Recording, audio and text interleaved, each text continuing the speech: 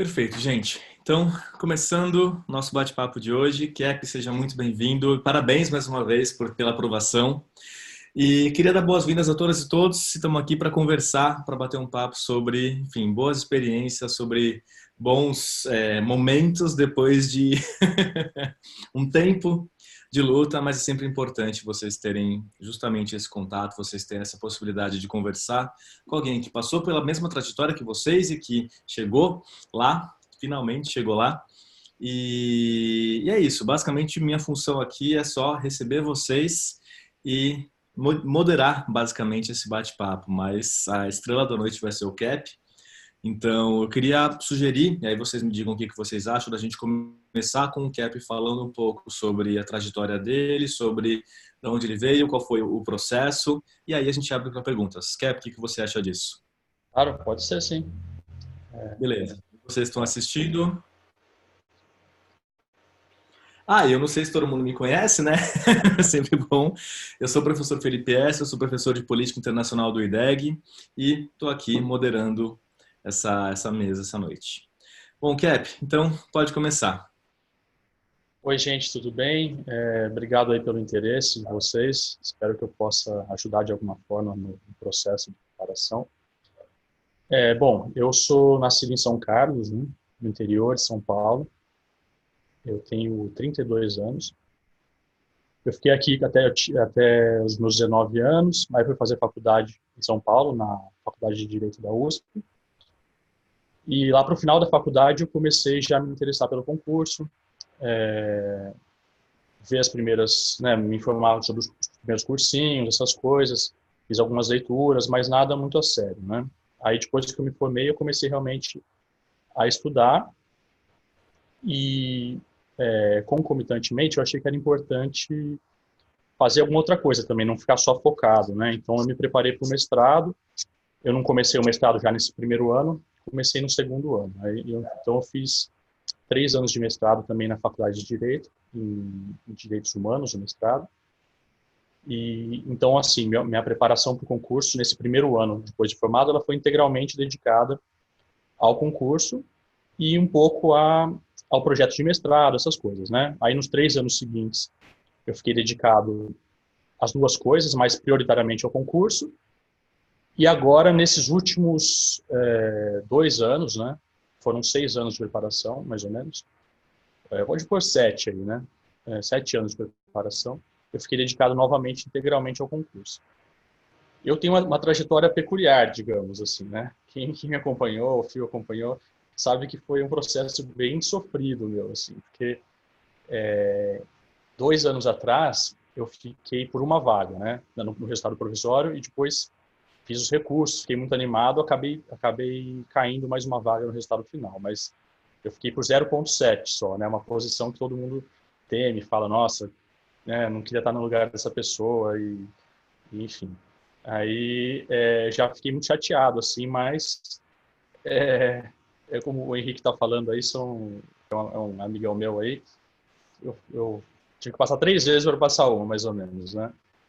Então, enfim, essa primeira vez, nem vou contar como passar, mas foi difícil, né? Você ficar com essa expectativa do resultado final e não passar. Foi difícil, não vou negar, assim. Eu tive que juntar forças aí para recomeçar os estudos.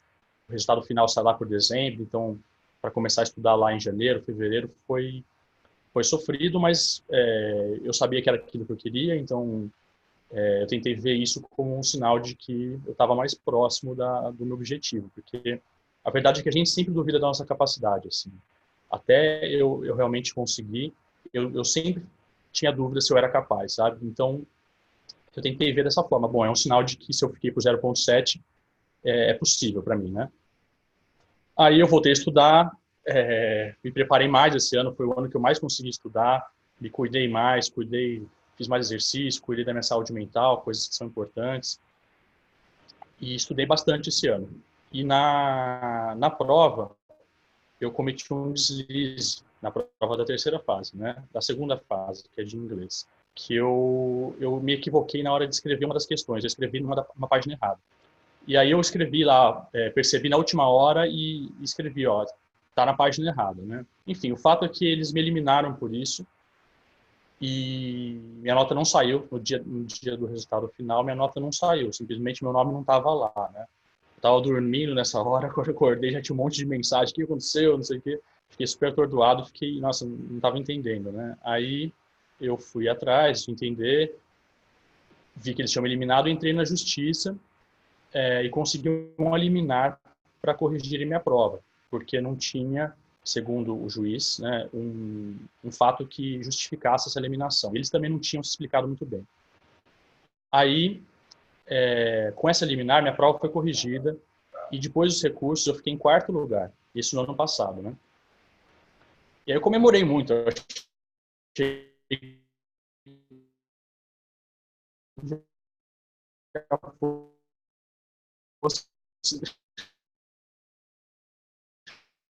já fosse fechado totalmente, assim, né? Você acabou se tomando posse normal, então, enfim, foi uma comemoração e aí depois eu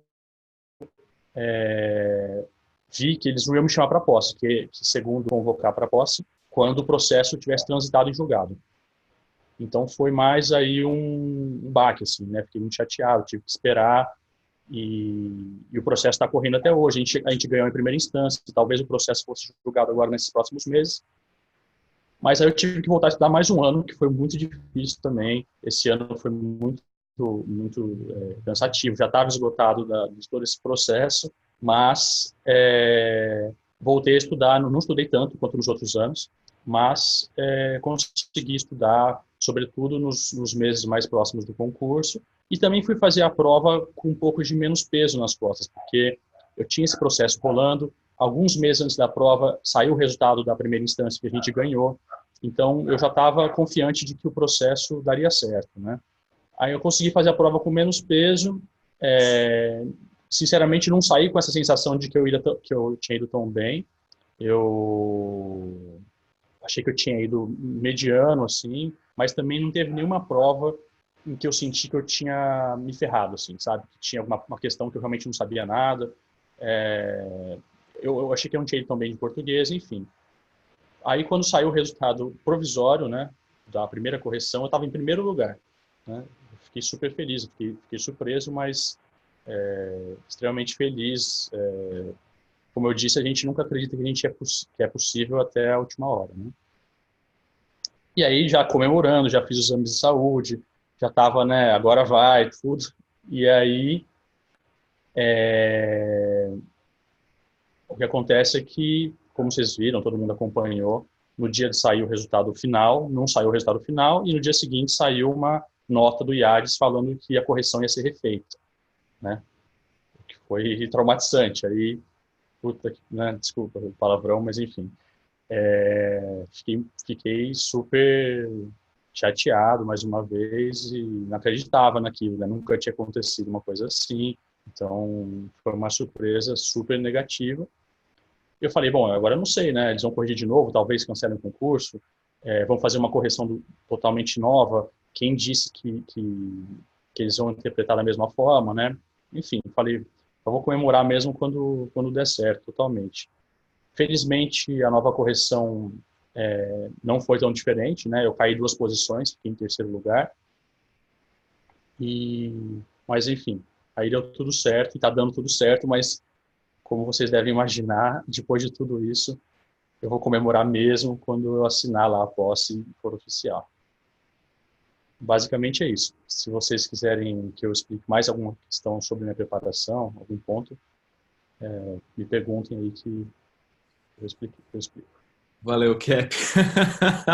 Gente, a história é bem louca, né? Acompanhamos esse processo de perto, mas, velho, para ser muito sincero, eu não queria estar na sua pele Né?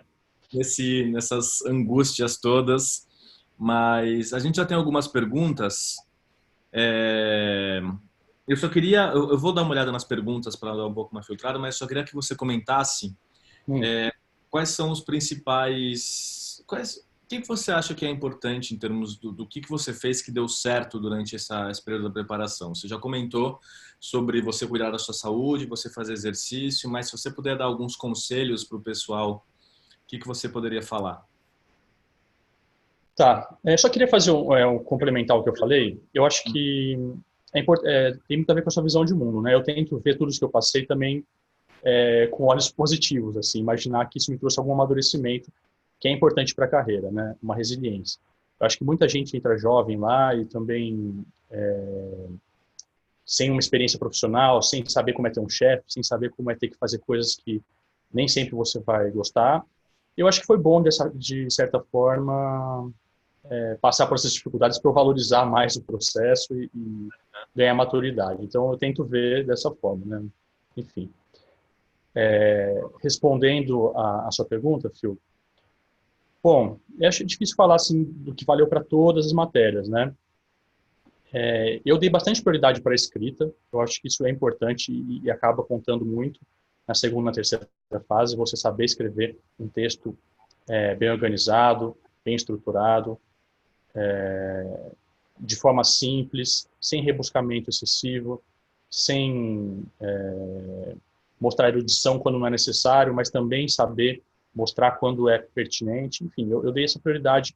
Foi uma das primeiras coisas que eu fiz, foi estudar português, né? Eu comecei o meu processo de preparação fazendo um curso de gramática e logo eu comecei a fazer redação de português. Eu penso que isso me ajudou também porque era um ponto forte meu. Se eu for pensar no que eu me destacava antes, assim, de eu começar o processo, foi essa questão da escrita. Então, eu pensei que esse era um ponto forte que valia investir e que permeia todas as questões, né?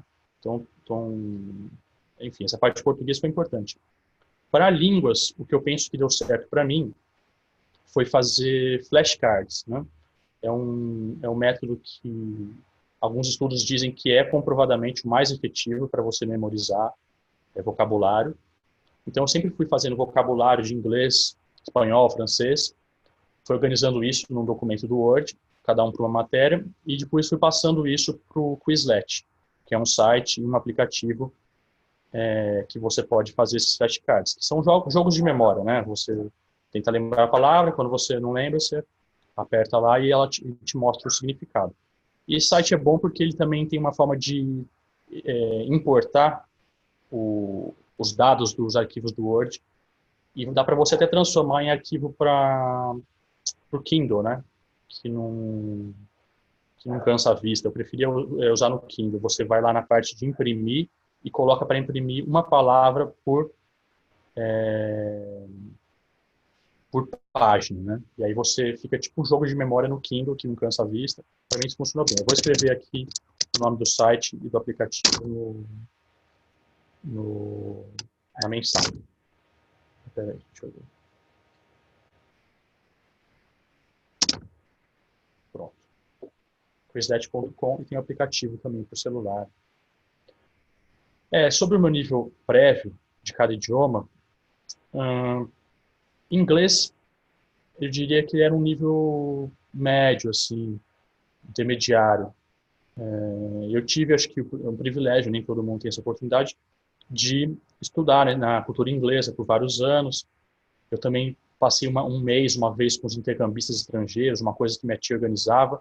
Eu lembro que isso me ajudou, assim, sabe, quando você está na imersão e aí o seu cérebro realmente precisa se comunicar e dar aquele clique. Então, isso me ajudou bastante, essa coisa da imersão. Eu acho que vale também para a língua, se você puder fazer um processo de imersão em francês, espanhol, por exemplo, no Brasil, existem até, né, eventos que você... Eu nunca fiz, mas eu sei que existem. Por exemplo, uma semana num hotel tal, onde todo mundo vai falar francês. Eu sei que existe isso e pode ser útil. Essa coisa da imersão eu acho que é bem importante.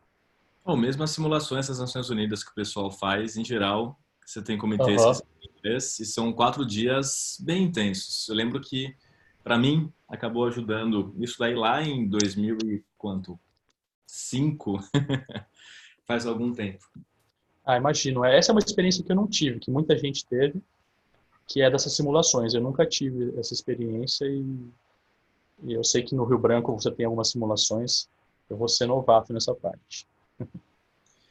Beleza, Cap, eu vou começar com algumas rodadas de perguntas que o pessoal está mandando. Claro, são muitas perguntas, mas a gente vai tentando cobrir o máximo que a gente conseguir. Aí a Tá, você primeira... prefere que eu fale que eu tente responder mais rápido? Eu tô falando bem lentamente. Você preferir que Não, eu... não, tá tranquilo, É, Pepe. tá Ô, bom? Pepe, tá Tá, tranquilo, beleza. Cap, não tem problema não.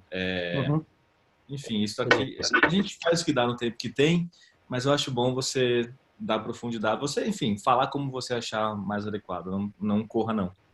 Então tem uma pergunta aqui, do Bruno. Prezado, você pode, por favor, falar como seu mestrado te ajudou ou atrapalhou nos estudos? Você pretende usar o seu mestrado de alguma forma na carreira diplomática?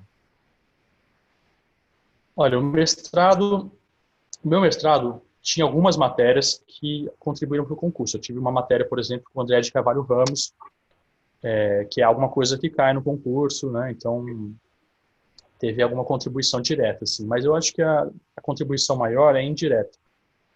É importante, ao meu ver, você sentir que você está fazendo outras coisas, que você também, que a sua vida está caminhando, que você tem outras oportunidades, que talvez as suas fichas não estejam 100% apostadas só numa coisa. Isso me trazia um pouco mais de tranquilidade, de, de essa coisa da saúde mental mesmo. É importante você se cuidar e você fazer coisas que te tirem um pouco da pressão, que tornem a sua vida mais leve nesse processo, né? E também é importante, eu penso, ser realista em termos da sua carreira profissional. Enfim, eu desejo que todo mundo passe, acho que todo mundo tem capacidade de passar, mas é importante você ter um segundo plano também, sabe? Eu penso que isso é muito bom. E o mestrado te ajuda a se manter de alguma forma no mercado de trabalho, a trilhar um outro caminho que pode ser tanto complementar à carreira no futuro, porque tem muita gente que faz mestrado, doutorado, que dá aula ou que se especializa numa área. E também tem gente que muda de planos, vai fazer outras coisas, né? Eu tenho um professor da faculdade de Direito, que ele foi diplomata por muitos anos e depois resolveu virar professor, né? Então, enfim, é bom ter coisas paralelas rolando, eu acho. E se eu quero me especializar nessa parte dos direitos humanos, eu não sei exatamente o quão fácil isso você pode fazer isso na carreira, se você pode se manter numa área tanto tempo assim. Eu acredito que não é tão simples, mas sim, eu quero em algum momento trabalhar com isso. Se eu tiver a oportunidade, com certeza eu quero trabalhar com isso, sobretudo em algum momento em que os direitos humanos sejam bastante valorizados. Beleza. Cap, tem mais uma pergunta relacionada com essa. Você já comentou que Uhum. fazer alguma coisa em paralelo acabou tirando um pouco peso e sem dúvida você saber que sua vida não depende do concurso é sempre bom. Mas um pouco mais falando sobre isso, tem uma pergunta aqui que Uhum. você acha que o mestrado mais ajuda ou mais atrapalha no concurso? Qual a sua opinião sobre isso e como você conseguiu conciliar as duas coisas? E você já comentou um pouco sobre isso, mas eu queria que você, se pudesse, falasse um pouco sobre o que me parece, pelo menos, é que quando você está se preparando, existem fases diferentes. Fases que exigem um pouco mais de dedicação, fases nas quais você acaba conseguindo conciliar outras tarefas e os momentos pré-prova, em geral, que exige uma dedicação um pouco mais intensa. A impressão que eu tenho é que se você acabar fazendo um mestrado junto de um momento inicial da preparação, por exemplo, que você normalmente se dedica mais, você tem um pouco mais de fôlego, acaba sendo um pouco prejudicial. Mas não tem receita, né? Cada pessoa acaba reagindo de um jeito. Eu já vi casos como o seu que acabou sendo positivo fazer o mestrado, já vi outros casos que as pessoas acabaram se enrolando, não fazendo nem preparação bem e nem o mestrado. O que você pode comentar sobre isso? Você tem alguma reflexão acerca de como você conseguiu conciliar, acerca dessas fases da preparação? O que você acha? É, eu concordo. Eu penso que é uma decisão individual e que tem muito a ver também com o programa de mestrado que você vai fazer, né? O meu mestrado ele foi até que tranquilo, eu tinha bastante autonomia. é, eu fiz na faculdade de Direito da USP mesmo e o meu orientador ele era tranquilo, ele me deu bastante liberdade para fazer no meu ritmo. Eu fiz em 3 anos, nem todo mestrado é em 3 anos, tem muito mestrado que é 2 anos só, tem muito mestrado que é extremamente pesado e com muita cobrança do orientador. que exige que o orientando faça outras tarefas além de escrever, né, a dissertação.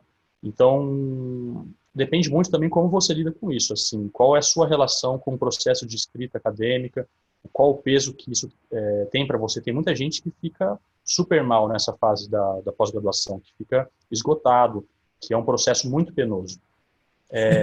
Caso durante o meu mestrado na PUC-Rio. Pois é. Respirar junto do meu mestrado já era difícil. Uhum. Mas aí Então, é pessoal, né? é, então, assim, o meu processo foi mais tranquilo por causa dessa autonomia que eu tinha. Eu vou também admitir que eu não dediquei tanto tempo quanto eu poderia ao mestrado. Certamente, se eu fosse fazer um mestrado só, se dedicar integralmente àquilo, teria sido melhor, né, para minha produção acadêmica. Então, sim, pode te roubar energia. Foi só, assim, um mestrado é mais um exemplo de você buscar uma coisa paralela que não te tome tanta, que não te consuma tanto, mas que talvez te dê um senso de que você tem outras coisas acontecendo na sua vida, que você não depende só daquilo. Isso, para mim, eu também sou uma pessoa que dá muito, atribui muita importância para isso, assim, para a questão de estar bem, de não estar tão nervoso. Eu acho que eu tenho uma tendência, talvez, a ficar mais ansioso e uma coisa nesse sentido. Então, acho que cada um tem que pensar aí como lida com essa questão, né? Mas, de fato, o mestrado pode ser prejudicial, sim. Pode ser. Se você entrar num programa super pesado que vai te tomar muito tempo e energia, vai ser difícil, porque se preparar integralmente nesses primeiros anos é uma coisa muito boa, né? Uma oportunidade que, se você tiver, pode te colocar à frente aí de muitos candidatos. Kiep, uma outra pergunta aqui sobre saúde mental. O que que você fez? Quais são as suas recomendações para manter a sanidade durante esse processo? Bom, eu acho que é importante você fazer exercício, né? Você ter uma rotina de exercício. Eu nunca fui muito de fazer exercício, eu fiquei muitos anos sem fazer exercício. Não considerava tão importante, mas eu vejo que é super importante, sobretudo para essa questão do bem-estar, de produção de serotonina, disposição, você dormir melhor. Então, eu recomendo totalmente que se faça algum tipo de exercício mais intenso, aeróbico ou academia, diariamente. Não precisa ser tanto tempo, mas eu penso que isso contribui muito, né? Eu também me interesso por várias coisas, tipo yoga, ayurveda, meditação. Acho que essas coisas todas contribuem, sobretudo para alguém que tem tendências mais ansiosas e tal, né? E muita gente que estuda, que segue carreira acadêmica ou que estuda para concurso, tem essas tendências, porque tem até comprovação, né, científica entre esse tipo de inteligência mais acadêmica mesmo, digamos, de estudo, de leitura, e tendências mais ansiosas, né? São cérebros que funcionam assim, partes do cérebro que funcionam interrelacionadas às vezes. Então, essas coisas todas me ajudam, mas tem muitos caminhos, né? Eu acho que caminhos é uma coisa também muito individual. Eu não sou religioso, mas, enfim, se você tiver uma religião, isso te traz conforto, te traz mais estabilidade emocional. Cada um tem o seu caminho nesse sentido, eu acredito. A alimentação também, eu acho muito importante cuidar da alimentação, alimentar bem, e sair com os amigos também, sabe? Eu tive anos em que eu exagerei nesse ponto, de ficar isolado, sobretudo no meu primeiro ou segundo ano de estudo.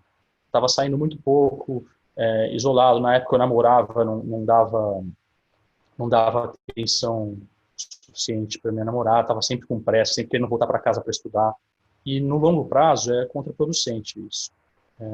Eu penso que o concurso é uma maratona, né? Não adianta se esgotar no primeiro ano, fazer uma coisa insustentável, que não é o melhor, não é o mais efetivo. Inclusive, nessa época, era comum que às vezes me desse um esgotamento e eu ficasse, sei lá, 20 dias, 15 dias, às vezes sem conseguir estudar nada, porque eu estava esgotado. E depois que eu passei a ter uma rotina mais equilibrada, sono, alimentação, exercício, sair com meus amigos no final de semana, tirar tempo para lazer, assistir um filme eventualmente, enfim, tudo isso, esses esgotamentos, esses burnouts, assim, desapareceram. Claro, eu ainda, né, tinha momentos de cansaço, mas isso que eu falei de às vezes ficar uma semana sem conseguir estudar nada, não teve mais. Cap, é uma pergunta que apareceu Hum. algumas vezes aqui e eu sempre acho importante para desfazer talvez alguns mitos. Eu acho que já é importante o que você está trazendo de contribuição em relação a cuidar da saúde, em relação a deixar um tempo Uhum. para cuidar do corpo, cuidar da mente, estar com pessoas que você gosta, porque você precisa desse apoio para você conseguir se manter nesse caminho. O Uhum. estudo é muito solitário, a gente sabe disso, e se você acaba mergulhando nisso, muitas vezes acaba sendo muito mais prejudicial esse isolamento, porque acaba tendo um peso mental bastante grande. Mas existem alguns pesos também que vêm de uma certa expectativa que é criada e muitas vezes há uma certa dificuldade de você manter ou você estar em cima das próprias expectativas que você cria em relação a você mesmo e muitas vezes imaginando o que as outras pessoas fazem. Uma das grandes imaginações sobre o que as outras pessoas fazem é em relação a horas de estudo. Você pode comentar um pouco sobre sua rotina de estudo, como é que era, quantas horas, se você se dedicava, se você, enfim, tinha um horário que era mais produtivo para você, em relação à organização de estudos, se você dividia o tempo entre disciplinas, se você tinha fases de imersão em disciplina, um pouquinho mais sobre sua rotina. Tá. Só queria complementar a questão da saúde mental, fazer mais uma pequena fala, que é a seguinte, gente, tentem não atribuir o valor pessoal de vocês à aprovação no concurso, sabe? A gente entra, às vezes, começa a estudar jovem para isso, e aí cria fantasias muito grandes sobre quando eu for diplomata, quando eu passar, eu vou ser respeitado, eu vou ser aquilo que eu sempre quis ser, e a gente atribui um peso excessivo e que não é saudável, né? A, a, tanto a aprovação quanto a carreira em si. Então, tem todas as vantagens e a admiração social, tudo isso não é uma mentira, é um fato, né? Mas tentem separar a sua autoestima a esse concurso, sabe? Porque todo mundo, assim, o que para mim ser uma boa pessoa, uma pessoa ética, uma pessoa que se dedica, que tem boas relações sociais,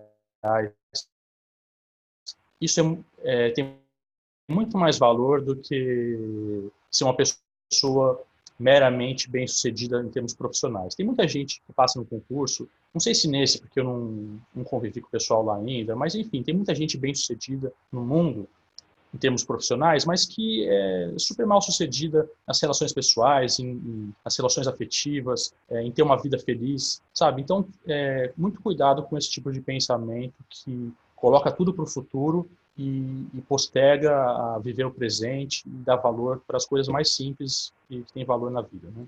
Bom, isso dito, sobre a minha rotina de estudos, eu fiz assim, né? Nesses últimos anos, que foi quando deu mais certo, que é o seguinte: eu tentava estudar 7 horas por dia. Eu não sei se o pessoal está perguntando assim, aqui que está congelando o áudio, a imagem. A minha internet não está das melhores aqui, mas espero que esteja todo mundo conseguindo escutar aí. Se não tiverem, me Falando um avisem, por pouquinho às favor. vezes, Cap, mas em geral dá para acompanhar o que você está dizendo.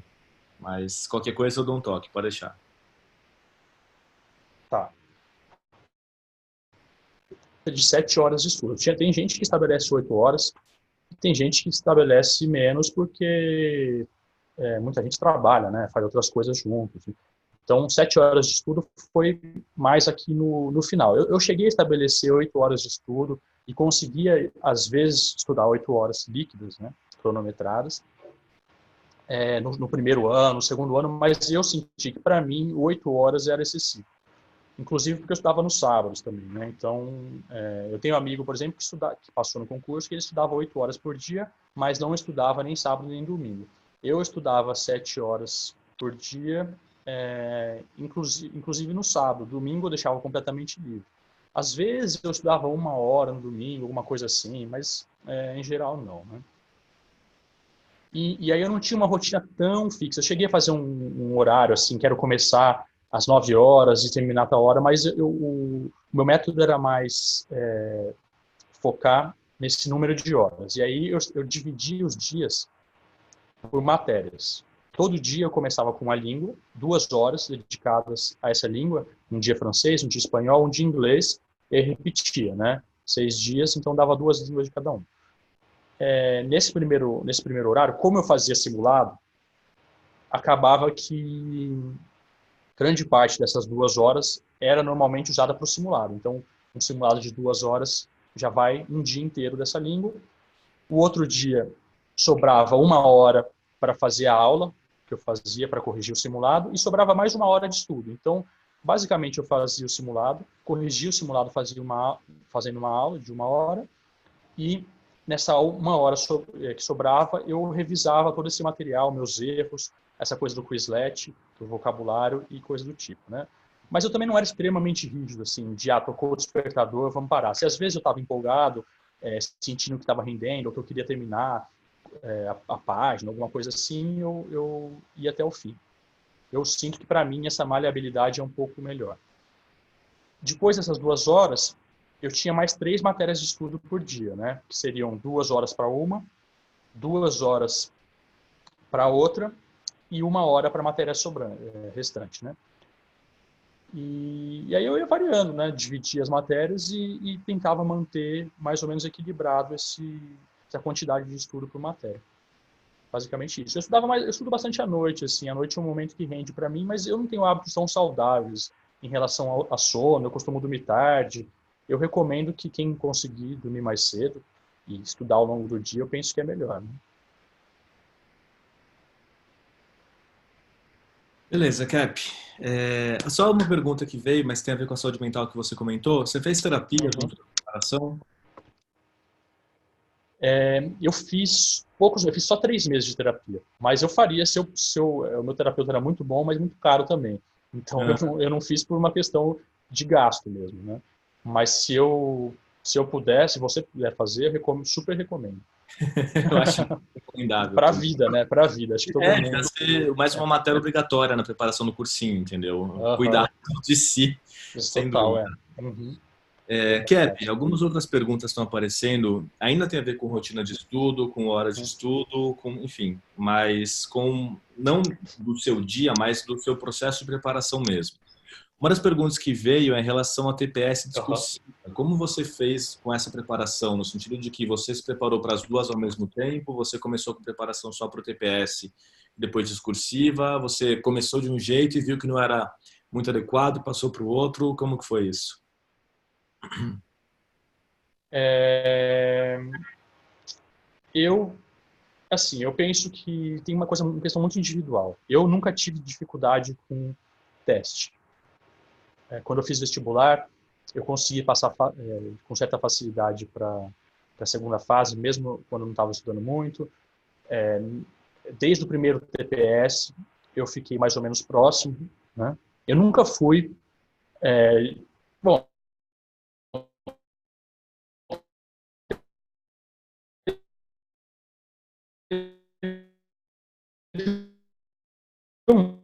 um ano que eu fiquei entre os 10 ali no TPS, mas não era o meu padrão, né? Eu também não ia tão bem, não para acho que deu uma travada aqui, né, gente? Vocês estão. Eu recebi mensagem aqui que travou, eu vou repetir então. Então, é o seguinte. Estão escutando agora? Vou esperar vocês confirmarem, por favor. Sim, Cap, pode ir. Tá. Então, eu, desde que eu testei meu primeiro TPS, depois de formado, eu vi que eu não estava tão longe de passar. Eu já fui bem, mais ou menos bem, nesse primeiro TPS. Fiquei 2 pontos de passar.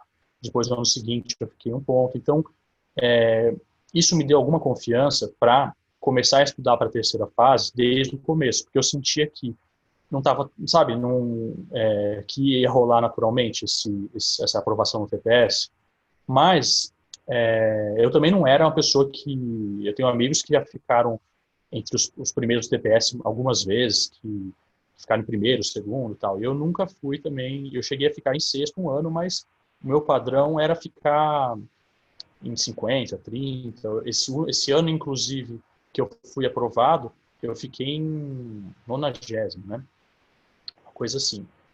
Então, enfim, meu padrão era esse, né? Eu não era excelente no TPS, mas era suficiente para eu passar. Então, eu senti que eu podia me dedicar já desde o começo à segunda e à terceira fase, que foi o que eu fiz. Eu comecei a já fazer redação logo no começo, já fazer simulados de inglês e fiz alguns cursos dedicados à terceira fase, de questões para a terceira fase. No começo, essas questões da terceira fase eu fazia com consulta, assim. Como eu estava muito longe ainda desse nível, eu via os guias de estudo e falava, nossa, isso aqui é impossível, nunca vou chegar nisso, como todo mundo sente quando vê os guias de estudo. Eu fazia com consulta. Eu ia lá, lia antes da prova o material, aí fazia sem cronometrar muito no começo, né? Depois eu comecei a cronometrar, tal, né? Mas foi isso. Eu senti essa necessidade e achei que a melhor estratégia para mim era começar a estudar para a terceira fase desde o começo. Mas não, claro, não com esse ritmo que eu adquiriria depois. Era um ritmo só para começar a sondar, começar a entender como era uma questão de terceira fase, para ver quão distante eu estava do simulado, sabe? Era mais nesse sentido, de começar a entender o que eu precisaria para chegar lá.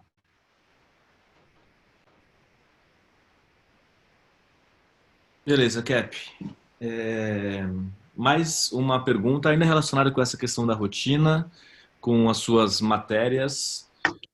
Você seguiu alguma sequência específica de matérias na hora de você construir de você bolar essa preparação? Ou você foi fazendo algo mais geral? E tem algumas perguntas relacionadas com isso. Como você construiu o seu material? Então, como que você se fundamentava mais nos seus cadernos de aula? Você fazia mais leituras mesmo? Em relação às leituras, você dividia as leituras por ponto do edital ou você fazia os fichamentos por livro e não por ponto do edital especificamente? Você pode comentar um pouco mais sobre isso? Eu vou falar mais sobre o que deu certo, né? O que depois de algumas experiências, testes, assim, Processo longo de aprendizado, né? exato, não precisam cometer os mesmos erros que eu, né? Bom, eu penso que os cursos regulares, por exemplo, esses que o FIO, que o IDEG oferecem, eles ajudam muito nisso, né? Você pegar e fazer um curso com uma bibliografia que te indica tudo que você deve ler e que te dá essa primeira noção de como completar o edital. Eu penso que isso é o caminho. Mesmo se você não fizer nenhum curso, não puder fazer, essa bibliografia básica que você consegue, enfim, no processo, conversando com amigos e reunindo os melhores livros, vendo os guias de estudo ou vendo depoimentos de candidatos que escreveram depoimentos, às vezes escritos, inclusive, é uma forma boa, né? Eu pegar esse material básico que cumpre todo o edital ali, pelo menos a parte mais básica do edital, e fazer seu próprio fichamento. Foi o que eu fiz. Eu tenho um fichamento, né? Os meus fichamentos que foram feitos assim. Eu fui lendo as leituras básicas e fazendo. E aí às vezes vinha uma leitura mais específica de um assunto que eu já tinha fichado. Então eu procurei fazer o fichamento de uma forma que eu pudesse ir complementando, né? Ao longo do tempo. Primeiro com uma estrutura básica, que talvez seja bom, por exemplo, fichar um livro básico, por exemplo, o livro do Amado Servo de história da política externa, né? Com um livro desse, você consegue estruturar ali o caminho todo, o primeiro esqueleto do fichamento. E faça de uma forma que você possa ir complementando e aprofundando esse fichamento. Tem gente que gosta de fazer à mão. Eu fiz tudo no computador, justamente por causa disso, né? De poder complementar. Para mim, eu penso que foi uma decisão boa essa de fazer no computador, porque eu fui mexendo muita coisa, fui complementando, porque às vezes também você vai complementando mas não fica tão organizado, porque, né, você começou de uma forma e somou, e aí depois eu peguei e reescrevi um tópico inteiro, por exemplo, sabe? Eu reorganizei tudo. E eu fiz fichamentos em estruturas de mais ou menos 4 níveis, né? Por exemplo, um tópico ali principal, um título, e aí abaixo um subtítulo, e aí dentro desse subtítulo, enfim, escalonando isso dessa forma, dividindo isso dessa forma. Mais como fichamento mesmo, não como resumo, não assim prosa, digamos. E se o fichamento, se ele era pelo tópico digital, o meu fichamento especificamente não exatamente, sabe? Ele não é exatamente pelo tópico digital, foi mais pela estrutura dos textos base mesmo e das aulas dos cursinhos, que normalmente seguem o tópico digital, mas não necessariamente são exatamente como o edital, porque o edital tem alguns problemas, assim, às vezes um tópico que é muito geral, tem o mesmo peso ali de um tópico que tem uma importância muito menor, né?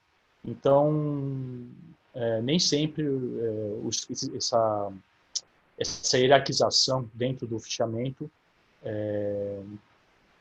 deve seguir o edital, ao meu ver, assim. Mas sim, eu tentei ter certeza de que todos os tópicos estavam ali, né? Não deixei nenhum tópico de fora.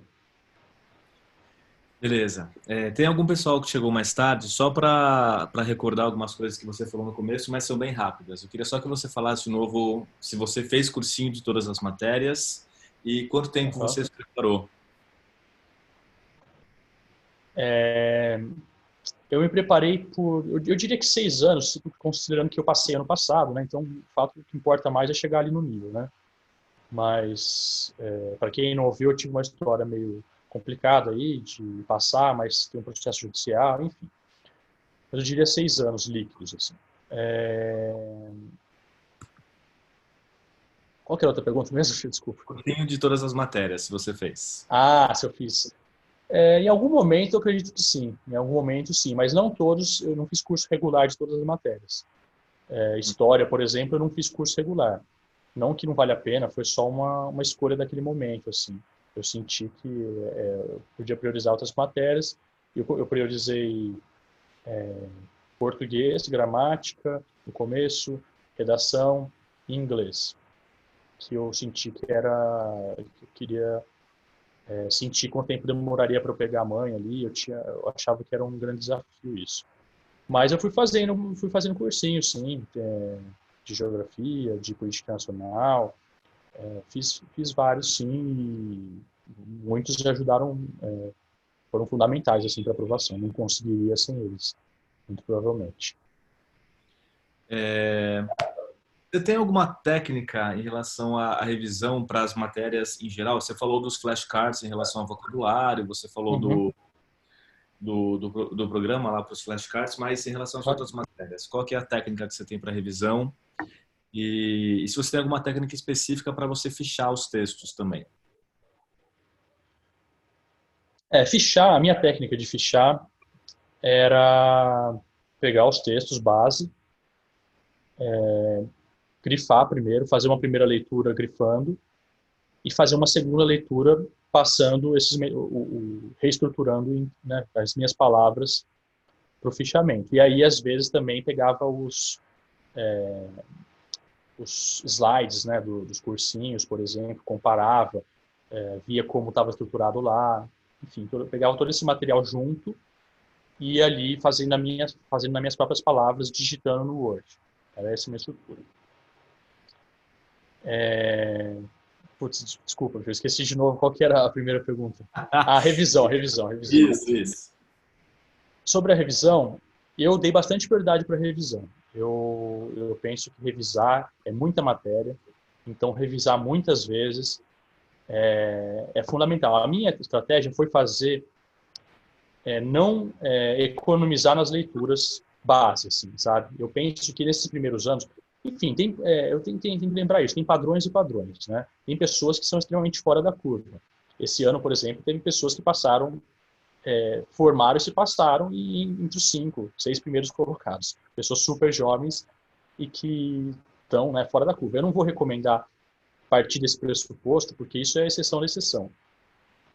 vou partir do pressuposto de que as pessoas vão precisar pelo menos 3 anos, 5 anos, que eu penso que é a média de aprovação atualmente com esse número de vagas. Então, supondo que você vai precisar de, vamos supor, 4 anos pelo menos, com sorte 3, eu penso que pelo menos no primeiro ano, no segundo ano, vale a pena você fazer uma leitura mais extensa, não focar tanto no prazo do concurso, porque às vezes você começa a fazer essa leitura, mas logo sai o edital, e aí você já começa nesse desespero de revisar, ou antes de sair o edital já tem notícias, e aí todo o seu calendário acaba ficando limitado por uma revisão, sendo que você nem acabou as leituras básicas ainda, sabe? Então, a minha estratégia, e eu acho que você tem que pensar muito bem se isso vale para vocês também, é fazer uma leitura bem pesada e bem extensa dos tópicos do edital, dos textos básicos, assim, sabe? Não economizar nesse sentido. Reunir toda a bibliografia. Se você tem dúvida se o texto vale a pena, coloca ele na leitura e lê. Lê bastante coisa, lê a bibliografia toda, mesmo quando ela é extensa. Eu fiz vários cursos com bibliografias muito amplas, mas que eu li tudo. E dá prioridade a isso nesses primeiros anos. E aí faz o seu fichamento, sabe? Faz o seu fichamento com todas essas leituras, deixa essas leituras todas grifadas. E aí, uma vez que você tiver sentido que você realmente tem um material bom, denso o suficiente, que está com a maior parte das coisas ali, aí revisa muito esse material. Fica só revisando praticamente, né? Porque está tudo ali que você precisa. Aí você vai adicionando novas coisas. Matérias como política nacional sempre tem coisa nova, né? Então você vai estar sempre tendo que atualizar. Às vezes muda um tópico digital. Enfim, às vezes também tem coisas que você percebe que você não tinha lido ali, que caiu no TPS e você nunca tinha ouvido falar. Esse processo de atualizar os seus fichamentos, ele nunca vai acabar, né? Mas eu acho que dá para chegar num momento em que você está com toda a base bem coberta. E aí, uma vez que você tiver com a base bem coberta, revise muito, assim, se você conseguir revisar o seu fichamento em um dia, sabe? Eu demorava, porque meu fichamento acabou ficando muito denso, assim, muito amplo. Então, era uma leitura muito densa. Então, às vezes, eu demorava uma semana para revisar um fichamento só de uma matéria.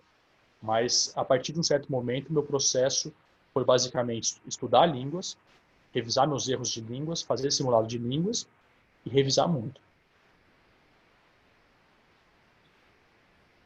Cap, mas duas perguntas rápidas, eu acredito, em relação ao tema mais geral e a sua preparação. Primeiro, se você trabalhou em algum momento junto da preparação. A gente comentou aqui que você fez seu mestrado junto, mas se você trabalhou também alguma outra coisa e como que você lidava com redes sociais, Facebook, WhatsApp, essas coisas. Não, eu não trabalhei, né? Eu não trabalhei em nenhum momento. Eu só fiz o mestrado mesmo. Eu sei que esse é um privilégio que nem todo mundo tem. Se você tiver esse privilégio, faça bom proveito dele, né? Trabalhar, tem muita gente que passa trabalhando. Eu não venho de uma família super rica, nada assim, mas meus pais acreditaram que esse era uma aposta, né, que valia a pena e apoiaram esse projeto. E isso foi ótimo para mim, né? Foi uma aposta arriscada, eu sou muito grato a eles e sem isso eu não conseguiria, né? Assim, claro, se eu tivesse que trabalhar e conseguisse trabalhar de uma forma que fosse viável, né? Trabalhar meio período ou trabalhar num trabalho que é 8 horas por dia, mas também que não esgota, né? Seria possível sim, mas enfim, tive essa oportunidade de só estudar. Eu penso que é possível trabalhar assim, e às vezes trabalhar até ajuda, né? Ajuda, sim. Se você trabalhar 4 horas por dia, ou você trabalhar 8 horas por dia, que forem tranquilas, mas conseguir ter o seu tempo de estudo, tem o seu benefício, né? Que é sua vida está andando, você tem dinheiro para pagar os cursos, você tem mais paz de espírito, você pode viajar, você pode, sabe? Não trabalhar não deve ser pensado só nas suas partes que tiram tempos de estudo, né? Também tem os seus benefícios. Sobre as redes sociais, eu não sou muito de redes sociais, assim, né? Eu tenho Facebook, eu acompanho, mas eu não posto nada faz anos. E o WhatsApp, às vezes eu ficava meio obcecado ali, meio muito no WhatsApp, focado muito naquilo. Realmente é uma coisa que toma tempo o WhatsApp. Mas a partir de um certo momento eu percebi que eu tinha que não ficar com o celular na mesa de estudo. Essa é uma dica que eu talvez seja das mais importantes que eu posso dar. Não é uma Nossa, essa eu vou dica. usar para minha vida. Não é uma dica só minha, eu recebi essa dica de outras pessoas, depois testei, mas se eu puder dar uma dica para vocês não deixe o celular junto na hora de estudar. Pega o celular, deixa no armário da biblioteca, deixa no carro, deixa na sua mochila em outro lugar, sei lá, mas não deixe ele junto ali com você, sabe? Meu rendimento de estudo aumentou muito depois que eu passei a fazer isso. Porque a gente sempre pega para olhar, enfim. Eu recomendo não deixar o celular junto. Mas à noite, era legal chegar sobretudo porque a rotina de estudos é uma rotina solitária, né? Você passa muito tempo estudando sozinho, sobretudo agora que os cursinhos também são mais online, então não tem essa convivência que tinha no passado. Então, era legal chegar à noite, abrir o WhatsApp, ter amigos para conversar, ver memes, essas coisas, era sempre bom para dar uma distraída.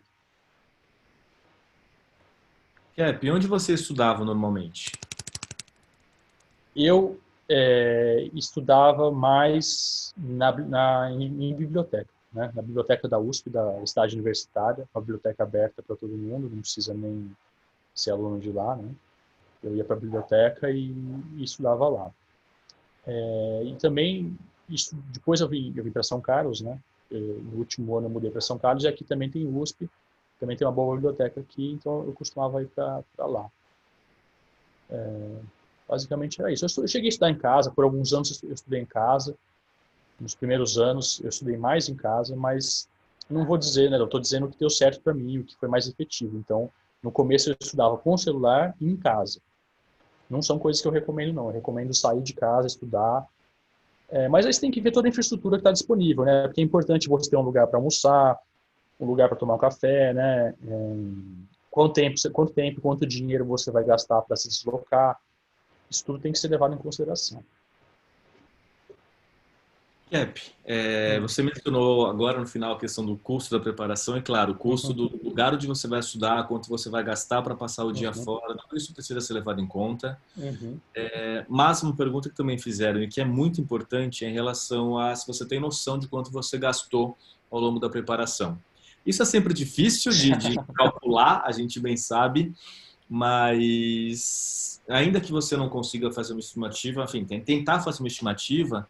E também se você tem alguma recomendação em relação a planejamento financeiro, porque a gente sabe que esse é um dos principais pontos que acaba levando, nas fases mais avançadas da preparação, a gerar uma ansiedade muito grande. Você já comentou que você contou com o apoio da sua família, o que é sensacional, mas isso não quer dizer que você podia fazer o que você quisesse na hora que você quisesse, né?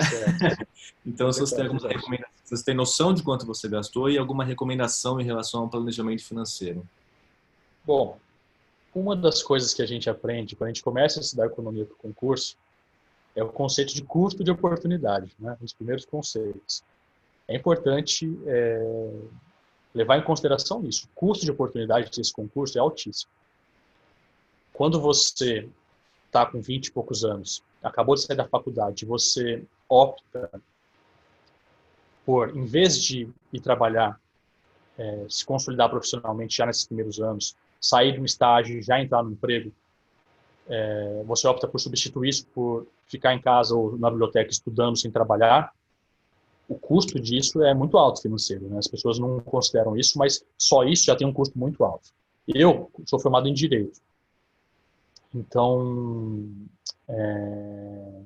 o custo de oportunidade eu tenho que considerar comparando com meus amigos. Eu tenho vários amigos que são advogados. Esses amigos, eles saíram da faculdade, já começaram a trabalhar e começaram a ganhar lá 6 mil reais, depois, enfim, hoje em dia estão ganhando algo próximo do concurso, né? Talvez até mais um pouco, dependendo do amigo, outros estão ganhando um pouco menos, mas estão ganhando já mais de 10 mil reais faz alguns anos. Então, se eu considerar que eu estou há 6 anos, 7 anos sem trabalhar, o tanto que eu teria ganhado de dinheiro nesse tempo, se eu tivesse seguido a ideia de ser advogado, por exemplo, façam as contas aí, coloca, sei lá, 7 mil por mês durante 6 anos, 7 anos, e aí você vai ter uma noção de que só do custo de oportunidade, é muito dinheiro, né? Então, pensem nisso, sejam realistas sobre as condições financeiras que vocês têm para ficar estudando por vários anos, né? Enfim, né? Levem isso em consideração, assim, porque isso traz ansiedade, é um investimento que, a verdade é que, sendo realista, não quero nada desanimar ninguém, mas a realidade é que é uma porcentagem pequena das pessoas que vai ir até o fim do concurso, né? Então, às vezes, muita gente investe, gasta muito dinheiro e assim, investe anos cruciais, anos produtivos, anos cruciais do seu potencial profissional, né? Que é esses anos que logo depois de formado, e acaba mudando de ideia no meio do caminho, estuda 2 anos, 3 anos e acaba querendo outra coisa, ou enfim. Então, sejam realistas em relação a isso. Saibam que é um investimento muito alto e que vocês têm que estar cientes disso, né? Além disso, tem os preços dos cursinhos, né? O preço de você pagar suas contas, enfim, tudo isso. Agora, falando só em gastos diretamente com o estudo, eu vou dizer assim, que é fundamental no começo, ou em algum momento da sua preparação, você fazer simulados de línguas. Eu penso que isso assim, inevitável. Não dá realmente para passar sem fazer alguns simulados de línguas, a menos que você tenha uma formação, já seja bilíngue, sei lá, né? Só um comentário, aproveitando que você Aham, falou de idiomas, só aham, desculpa interromper, mas muita gente perguntou também sobre como você fez com idiomas, se você recomenda escolas de idiomas mesmo ou preparação uhum, específica da prova, o que me parece é que conciliar uhum, os dois é o ideal, mas se sim. você mencionar isso, como você fez. Aham.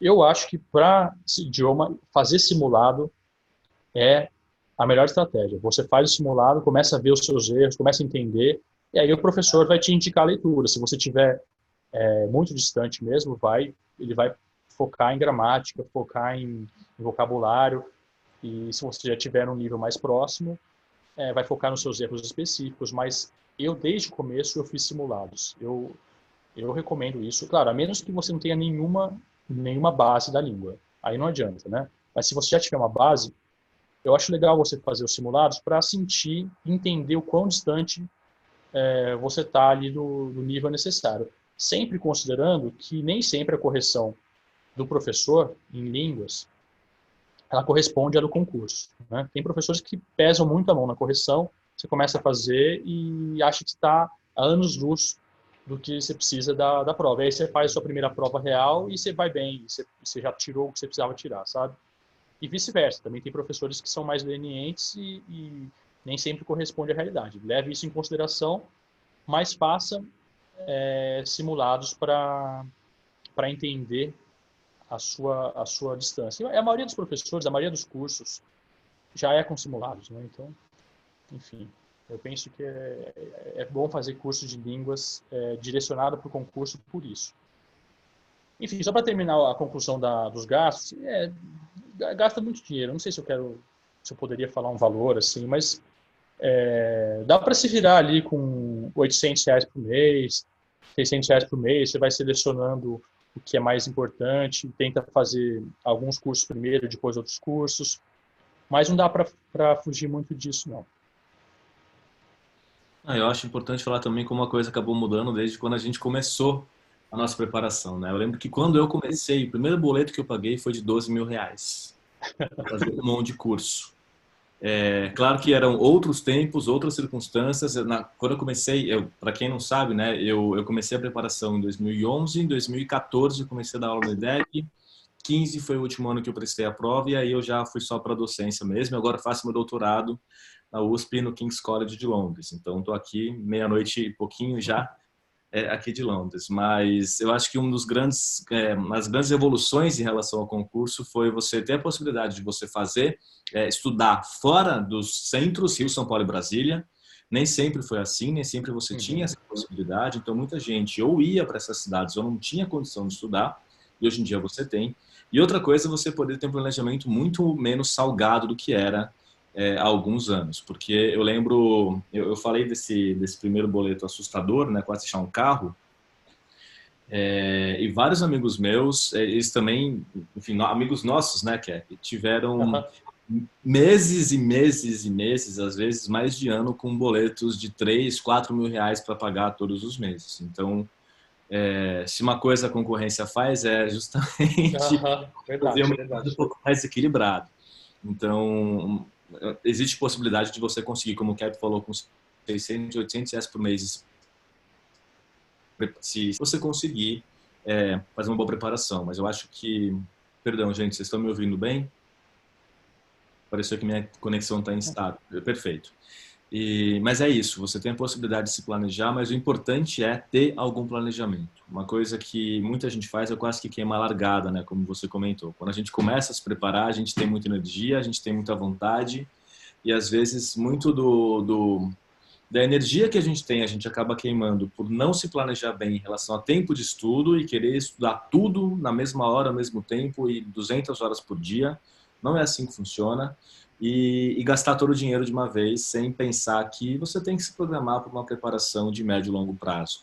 Isso que você falou é chave. Quando nós começamos não era exatamente assim, porque a gente pegou o pior dos momentos, né, que é o momento quando tinha as turmas de 100 vagas, porque a primeira prova que eu prestei foi quando acabaram as 100 vagas. Então, você tinha expectativa de estudar um ano e passar, de repente você não tinha mais as turmas de 120 vagas, eram turmas de 20, de repente não passavam mais 300 para as fases avançadas, passavam 200, passavam 100, de repente preparação, que era um ano 2, passou para 5, 4. Agora você já tem uma noção muito melhor do que precisa ao longo dessa preparação. Então é isso, é cuidar da saúde, é saber que não é uma 100 metros rasos, né, uma maratona. Então, sabendo disso, você tem condições justamente de se organizar de uma forma que seja muito mais saudável em todos os aspectos.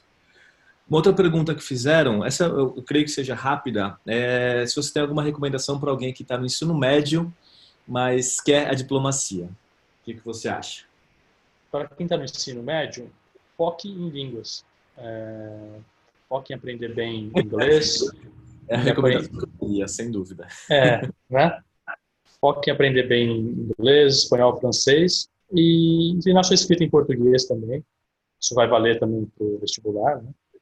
Então, eu daria prioridade para isso, porque são matérias que, se você chegar na hora da preparação, no começo da preparação, com elas bem consolidadas, você já está muito à frente da grande maioria dos candidatos. Né? Se você, enfim, minha recomendação seria essa. E também porque são matérias que demoram mais um tempo maior para consolidar, para se solidificar.